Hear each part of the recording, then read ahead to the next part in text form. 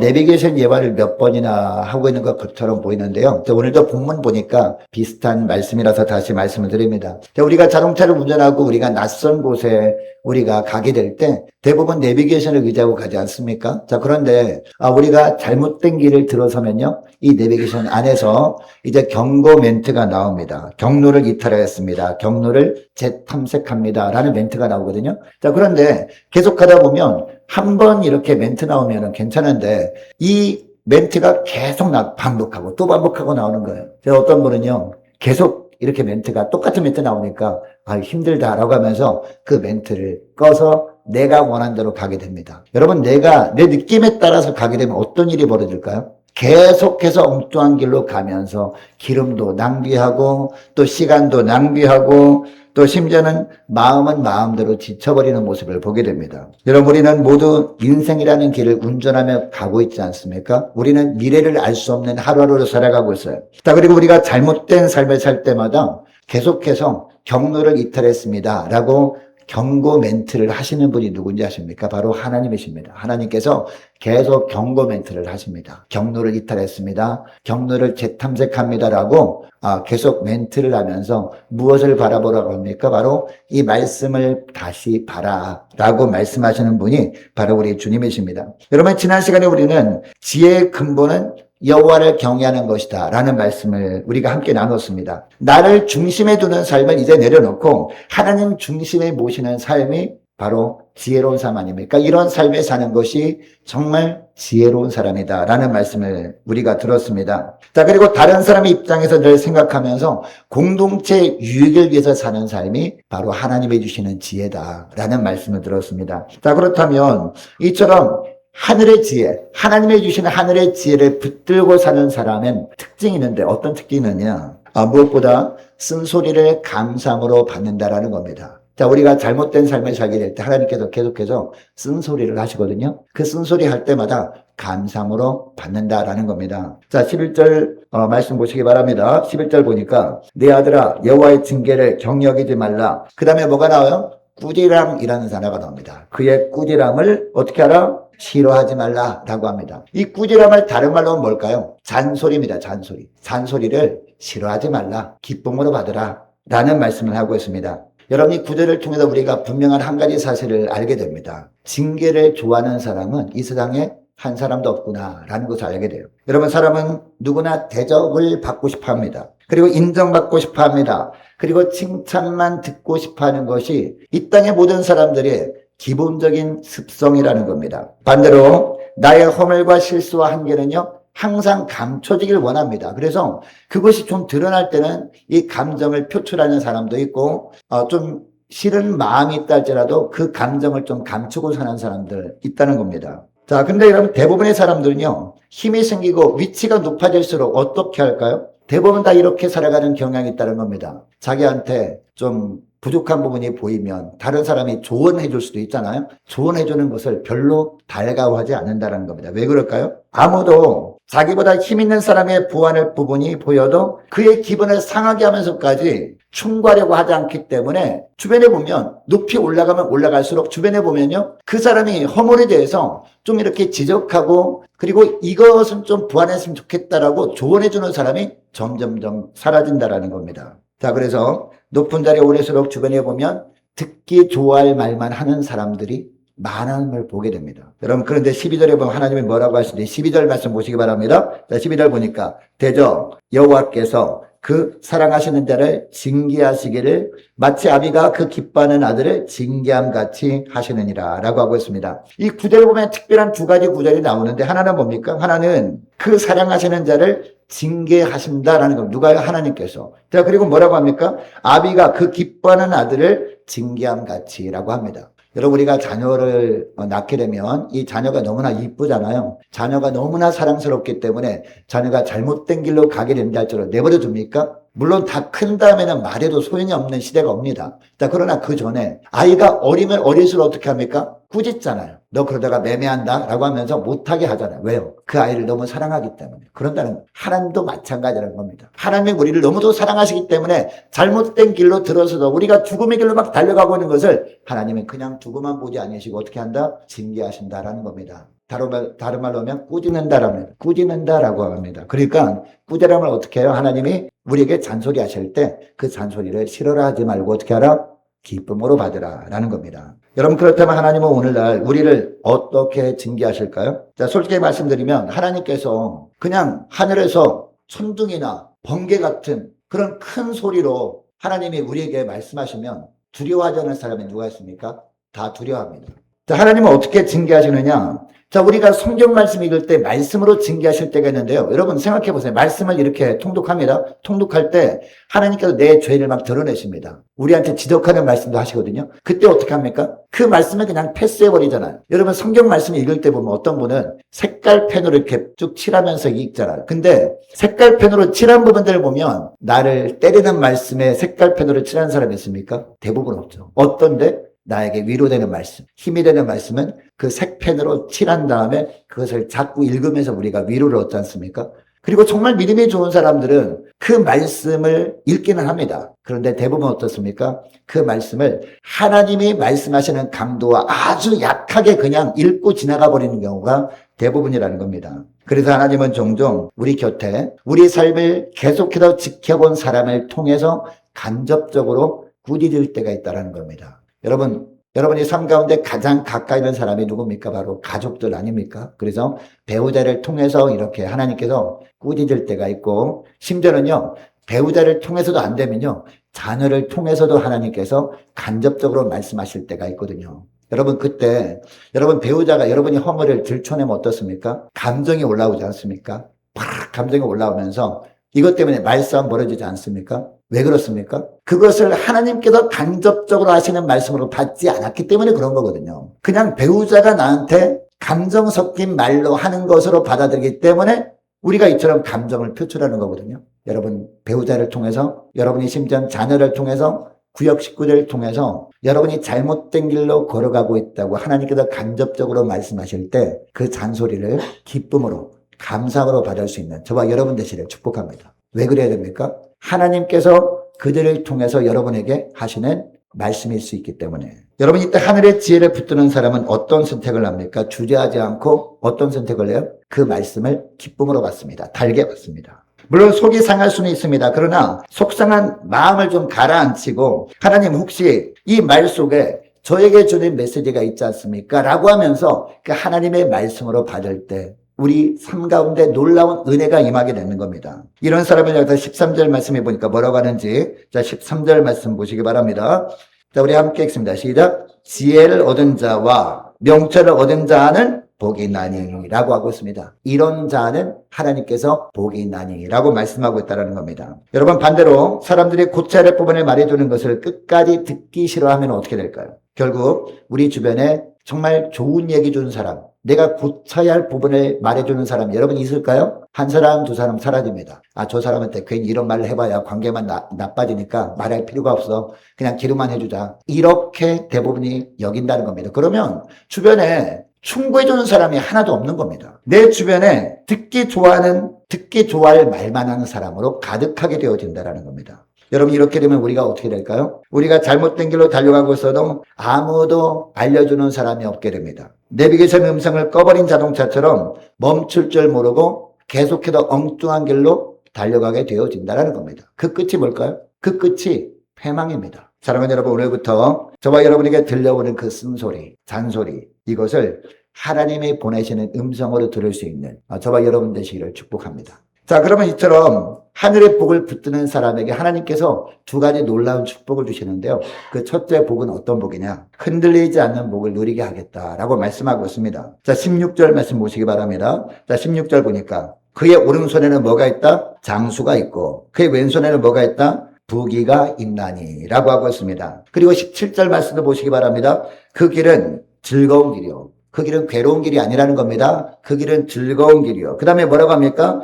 그의 지름길은 다 뭐가 나와요? 평강이니라 라고 말씀하고 있습니다. 그리고 18절 말씀도 보세요. 18절 보니까 지혜는 그 얻은 자에게 뭐다? 생명나무다 라고 하고 있습니다. 생명나무라. 지혜를 가진 자는 복되도다 라고 말씀하고 있습니다. 여러분, 여기서 오해하지 말아야 할 부분이 있습니다. 여기서 말하는 장수, 그리고 부귀, 그리고 평강은 우리가 보통 생각하는 그런 단어의 뜻이 아니라는 겁니다. 이것은 단지 오래 사는 걸 뜻하는 것이 아니라 장수하니까 야 정말 이 하늘의 지혜를 붙드니까 내가 오래 사는구나. 아 나 100세를 넘어서 사람들이 보통 요새는 100세까지 사시니까 많이들 나 100세 넘어서 나는 한 110세까지 살고 싶다. 그런 의미가 아니라는 겁니다. 이게 어떤 의미냐. 하나님께서 우리를 오래도록 붙들어 주셔서 어떤 상황 속에서도 무너지거나 낙심하지 않게 해주시는 은혜라는 겁니다. 여러분 이 은혜가 진짜 복된 은혜 아닙니까? 말하자면 잘 버티는 힘이다라는 겁니다. 저희 여러분이 가정 가운데 우리 교회 가운데 여러 가지 어려운 일이 있었거든요. 이 사단마귀가 공동체를 허물기 위해서 수많은 일들을 만들어가지고 막 흔들어 놓으려고 할 때가 있다는 겁니다. 여러분 그때도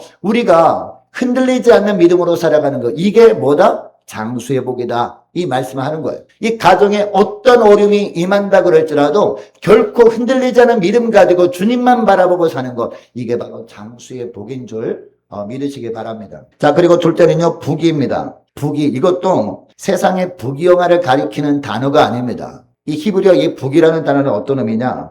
하늘에서 누릴 풍성한 영적 축복이지 않습니까? 자, 우리가 이 땅을 살다가 예수 믿는 사람은 천국에 가잖아요? 천국에는 영원한 기쁨만 있거든요? 영원한 즐거움만 있단 말이에요. 이 세상에서 기쁜 일이 있을 수 있죠. 이 세상에서 즐거운 일이 있을 수 있습니다. 그것은 진정한 기쁨과 진정한 즐거움이 아닙니다. 왜냐하면 이 즐거울 때가 지나고 나면 허무해요. 그러지 않습니까? 정말 기뻐할 일이 있다. 자, 기쁜 일이 있습니다. 근데 그 기쁨은요, 오래가지 않습니다. 얼마 못 가서 또 어려운 일 닥치면 그것 때문에 괴롭고, 그것 때문에 불평하고 하며 살게 되는 게 바로 이 땅에 사는 삶인데, 우리가 이 땅을 떠나서 천국 가서 살게 되면 천국은 어떤 곳이에요? 영원한 즐거움만 있는 곳이에요. 영원한 기쁨만 있는 곳이에요. 영원한 안식, 영원한 행복만 있는 곳입니다. 그런데 그 하늘에서 누릴 복을요, 이 세상에서 미리 맛보는 축복이 뭐다? 이게 바로 부귀라는 단어의 뜻이라는 겁니다. 자, 그러니까 여러분 우리가 살다 보면 경제적인 기근을 만날 때가 있잖아요. 그래서 어느 날 보니까 생활비 통장에 보니까 통장 잔고가 바닥에 났어요. 그럼 어떡합니까? 막 걱정되잖아요. 막 염려되지 않습니까?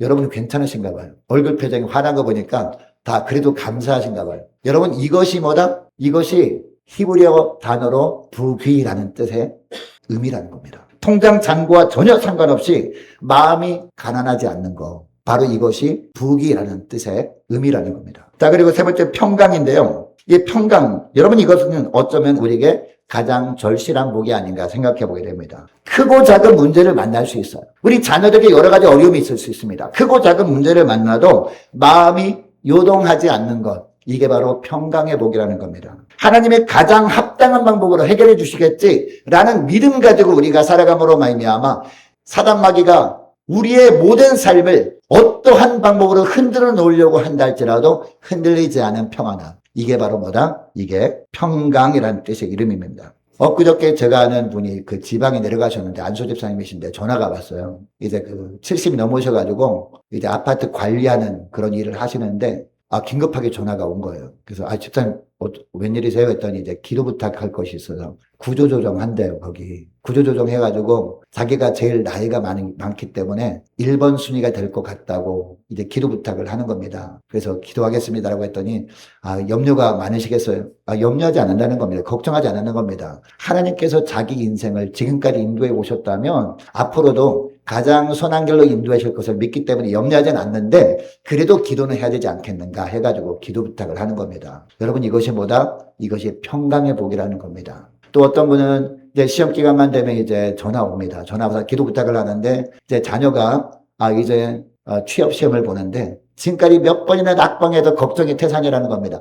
그럼에도 불구하고 흔들리지 않는 평안한 가운데 살아가는 것. 주님께서 가장 선한 길로 이끄실 것을 기대하는 마음으로 흔들리지 않은 평안한 가운데 살아가는 이게 바로 뭐다? 이게 평강이라는 겁니다. 그리고 어떤 분이 이제 건강검진을 받았는데 안 좋은 소식을 들었습니다.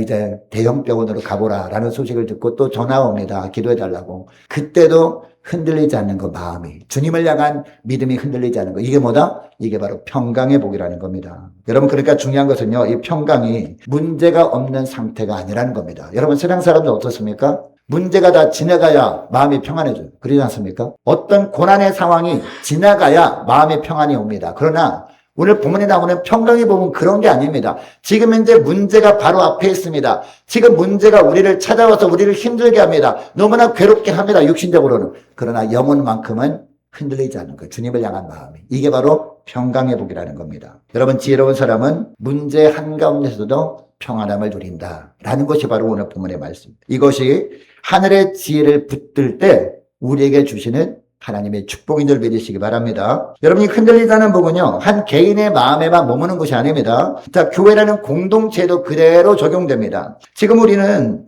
동산제일교회 연합을 준비하는 중요한 길목에 있지 않습니까? 이럴 때일수록 우리 마음에 여러 가지 생각들이 오갈 겁니다. 가진 이야기들이 다 나옵니다. 두 교회 색깔이 서로 그동안 달랐을 텐데 그 교회도 43년 동안이나 그 색깔로 믿음 생활을 해왔고 우리 교회는 거의 50년 가까이 됐거든요. 동산제일교회가 개척할 때 우리 교회가 있었어요. 중부교회라고. 목사님이 얼마 전에 만났는데 그 말씀 하셨더라고요. 자기가 개척할 때 중부교회가 있었다고. 교회 갈 때. 너무너무 부러웠대요. 중국에는 사람들이 바글바글한데 그리고 선교원도 있었는데 자기는 개척해서 상가에서 거기서 지냈거든요. 사택이 따로 없어서. 근데 너무너무 부러웠다는 거야. 근데 지금 보니까 이렇게 연합하는 모든 과정 가운데 그때를 생각해 보면 하나님께서 특별한 뜻이 있는 것 같다. 이런 말씀을 하시더라고요. 자, 이처럼 너무나 오랜 세월 동안 다른 색깔로 믿음 생활을 해왔는데 잘 어우러질 수 있을까? 이런 염려함들이 있을 수 있다는 겁니다. 그리고 그동안 익숙했던 자리, 익숙했던 관계들은 어떻게 되는가? 이런 생각들이 있을 겁니다.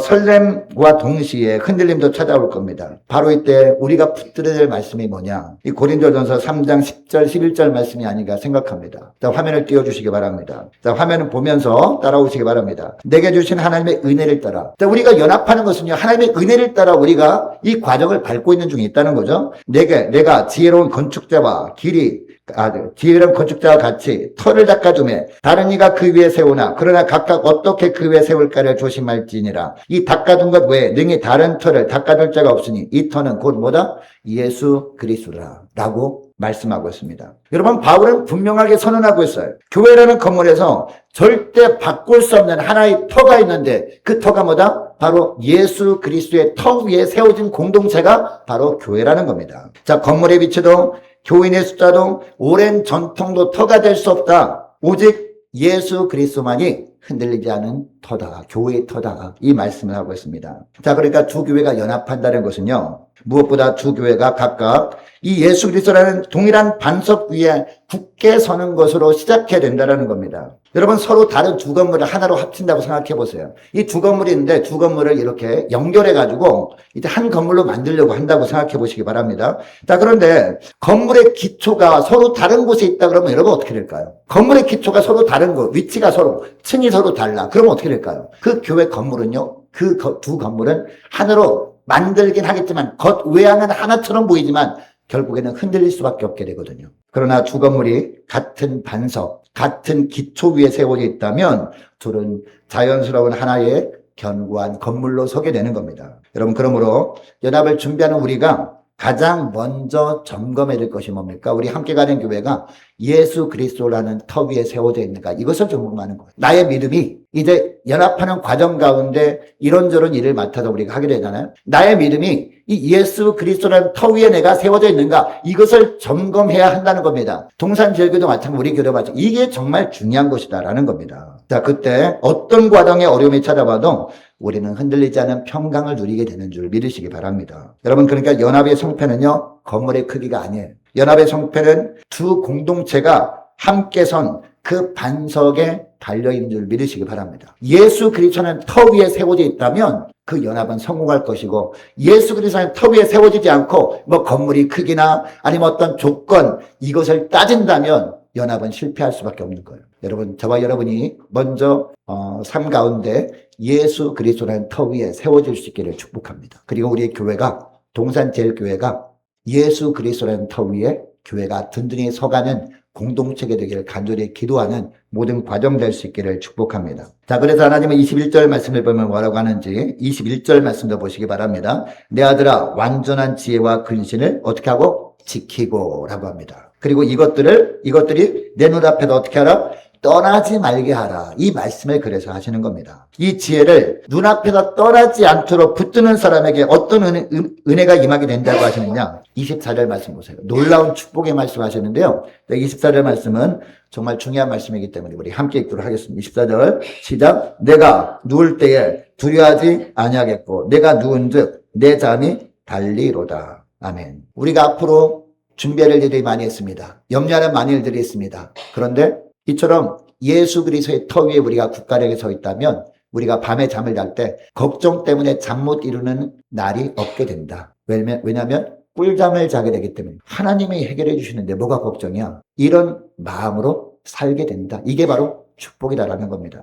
자, 그런데 두 번째, 하나님께서 이처럼 하늘의 지혜를 붙드는 사람에게 두 번째 주시는 축복이 있거든요. 두 번째 축복이 뭐냐? 받기보다 베푸는 사람으로 살게 된다라는 겁니다. 여러분, 베풀어 보지 않은 사람은 이해를 못하는 게 있습니다. 여러분, 받는 것보다 주는 것이 복되다라는 말씀도 아시죠? 우리가 베품을 받는 것보다 베푸는 것이 복된 겁니다. 경험해보지 않은 사람은 몰라요. 경험해본 사람은요, 베풀면 나에게서 빠져나감으로 말미암아 내 통장 잔고가 줄어든 것처럼 보이잖아요. 근데 구하지 않은 것까지도 하나님께서 계속 주셔가지고 베풀게 하시거든요. 그러면 무엇을 느끼게 되는지 아십니까? 아, 하나님께서 나를 통로로 사용하시는구나. 이걸 체험하게 된다니까요. 베푸는 삶을 살아본 사람만 고백할 수 있는 그런 고백을. 여러분, 하나님이 세상에 은혜를 흘려보내는 통로로 쓰임받는 저와 여러분 되시기를 축복합니다. 이게 누구한테 주시는 복이다? 하늘의 지혜를 붙들고 사는 자에게 주시는 복이다라는 겁니다. 27절 말씀 보세요.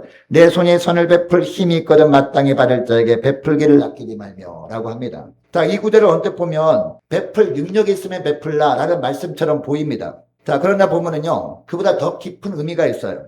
이 구절의 핵심은 마음이라는 겁니다. 마음. 먼저 선을 베풀고자 하는 마음을 품으라는 겁니다. 그리고 그 마음을 품었다면 어떻게 하라?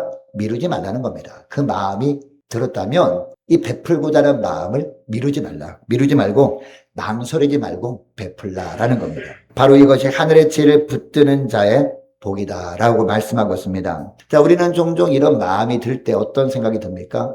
처음에는 아멘 합니다. 그죠? 자, 그런데 그 다음에 바로 드는 생각이 뭡니까? 나중에 라는 생각이 듭니다. 왜? 바로 뭐가 떠오릅니까? 내 형편이 떠오르거든요. 아, 나보다 더 나은 형편이 있는 사람이 있는데 저 사람에게 이런 말씀하면 얼마나 좋을까라고 하면서 아, 나는 지금 형편이 어려우니까 나중에 라는 생각이 듭니다. 그런데 여러분, 이 나중에 올까요? 나중에 올까요? 나중에 안 옵니다. 나중에 안 와요. 그러면 평생 동안 베풀지 못한 채 그냥 살아가는 거예요. 여러분, 나중에 라는 생각이 들거든 그 생각 주님이 십자가 앞에 내려놓을 수 있기를 축복합니다. 여러분, 베푸는 사람은요, 베풀 만한 능력이 되기 때문에 베푸는 게 아닙니다.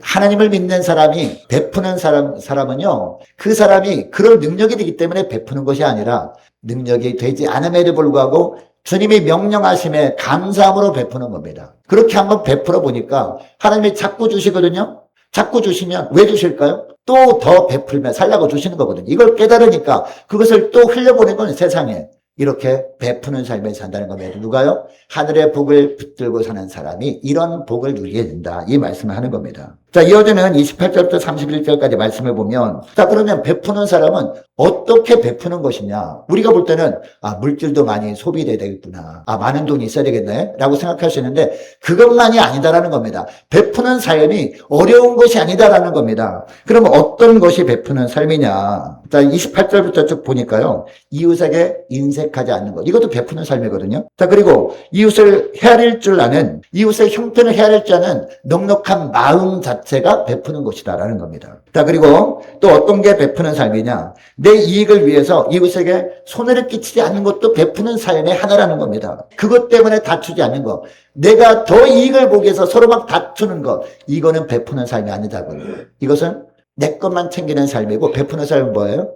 서로 이익 때문에 막 싸우는 그런 환경 가운데 있어요. 그럼 내가 먼저 손해봐버리는 거. 이것도 베푸는 삶의 일종이라는 겁니다. 뿐만 아니라 악인이 잘 되는 것을 부러워하지 않는 것. 그리고 그 길을 따라가지도 않는 것. 이것도 베푸는 삶의 일종이다라는 겁니다. 여러분, 이것을 보면 아, 베푸는 삶이 아, 거창한 것이 아니구나. 우리 일상에서 누구나 다 할 수 있는 것이구나 라고 생각을 해보게 됩니다. 자, 예를 들어 볼까요? 자, 우리가 교회 오느라고 이제 그 아파트나 엘리베이터에 있는 빌라에 사는 분들이 있잖아요. 자, 이 엘리베이터를 딱 탑니다. 딱 닫히고 있는데 저쪽에서 엘리베이터를 잡으러 오는 사람입니다. 그러면 어떻게 할까요? 여러분 어떻게 하겠습니까? 아, 나 바쁘니까 그냥 나 먼저 가야지 라고 하는 것보다도 열린 버튼 눌러서 기다려주는 거예요. 그럼 어떻습니까? 아, 너무 감사해요 라고 하잖아요.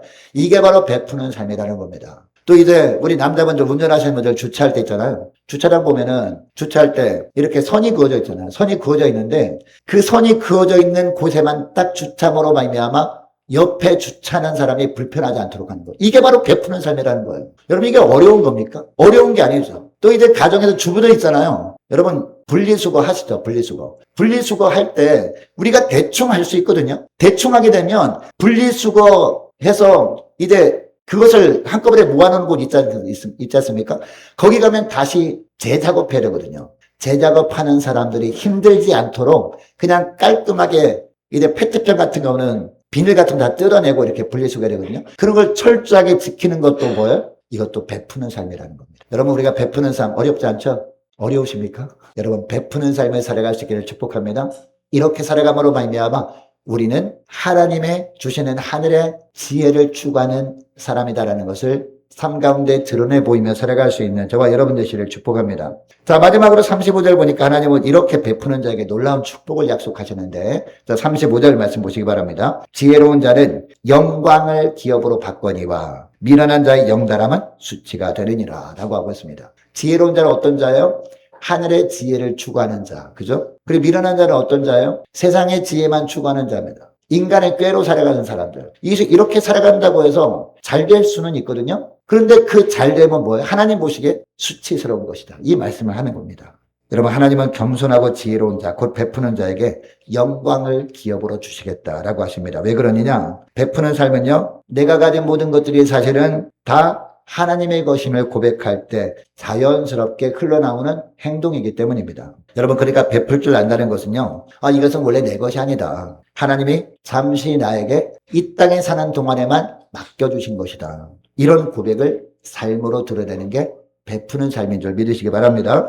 하나님은 이 고백을 기쁘게 받으시고 우리가 베푸는 것을 보시고 우리가 베푼 것보다도 훨씬 더 값진 영광을 허락하신다. 이 말씀을 하고 있습니다. 여러분 여기서 우리가 한 가지 마음의 점검이 필요한데요. 자, 우리는 모임에 가면 은근히 대접받기를 원하잖아요. 누군가 나를 알아봐 주기를 바랍니다. 그리고 나를 먼저 챙겨주기를 바랍니다. 그러나 하늘의 지혜를 받은 사람은 그 마음의 방향을 바꾼다라는 겁니다. 섬김을 받으려는 손이 아니라 섬기는 손으로 살아가는 자가 바로 하늘의 지혜를 붙드는 자다라고 말씀하고 있습니다. 받을 자리를 찾기보다도 줄 자리를 찾는 사람, 그가 하나님 앞에서 가장 부유한 자다라고 말씀하고 있습니다. 여러분 오늘 우리는 지혜로운 사람의 세 가지 모습을 함께 살펴보았어요. 하늘의 지혜를 추구하는 사람. 하늘의 지혜를 추구하는 사람은 어떻게 살아간다? 쓴소리를 싫어하지 않고 선물로 받는 사람이에요.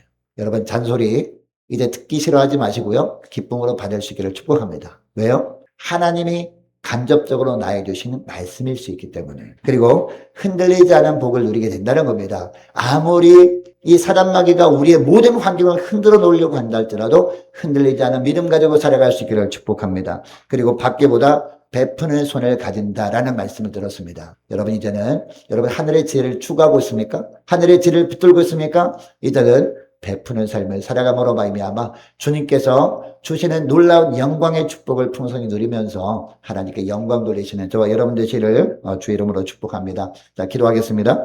하나님 아버지 감사합니다. 오늘 저희들에게 하늘의 지혜가 무엇인지 다시 가르쳐 주심을 감사드립니다. 저희들은 그동안 늘 대접받기를 원하는 삶이 있었습니다. 하나님 인정받기만을 바라며 우리의 허물은 감추고 싶어하는 연약한 부분들이 있었음을 고백합니다. 하나님 그래서 누군가 잔소리하는 것이 들려오게 되면 우리가 이 마음이 상했고 귀를 닫아버릴 때가 너무나 많았음을 고백합니다. 주님 이제 저들이 닫힌 귀를 활짝 열어 주옵소서. 가정에서 일터에서 그리고 교회 공동체 안에서 지체들이 우리가 어떤 말을 하든지 하나님께서 그 사람을 통해서 저희들에게 간접적으로 말씀하시는 것일 수 있다는 것을 기억하고 겸손히 경청할 수 있는 저희를 되게 하여 주옵소서. 이런 경청을 통해 우리 믿음이 더욱더 성숙하게 하시고 바른 길로 돌이키는 지혜로운 자들 다 되게 하여 주옵소서. 특별히 주님 지금 우리 함께 가는 교회와 동산제일교회 하나로 합쳐지기를 준비하는 그런 길 가운데 있습니다. 이 과정에서 저희들의 마음이 어떤 상황 속에서도 결코 흔들리지 않게 하시고 오직 예수 그리스도라는 흔들리지 않는 반석 위에 먼저 굳게 서서 하나님께 영광 돌리는 저희를 되게 하여 주옵소서. 예수 그리스도라는 흔들리지 않는 같은 터 위에서 서로 만나서 사람의 힘이 아니라 하나님의 손으로 견고하고 아름다운 한 몸의 교회를 이뤄갈 수 있도록 은총 내려 주옵소서. 또한 주님 저희들이 받기만을 원하는 손이 아니라 베풀기를 즐겨하는 손을 갖게 하여 주옵소서. 우리가 가진 모든 것들이 본래 하나님의 것임을 고백하며 이웃의 형편을 헤아리고 작은 사랑이라도 미루지 않고 흘려보내는 믿음의 사람들 다 되게 하여 주옵소서. 그래서 어떤 문제 앞에서도 흔들리지 않은 평강의 복을 누리게 하여 주시옵시고 하나님의 베푸시는 하늘의 영광을 날마다 누리며 하나님께 영광 돌리는 저희들 다 되게 하여 주옵소서. 감사드리오며 우리 주 예수 그리스도 이름으로 기도드리옵나이다. 아멘.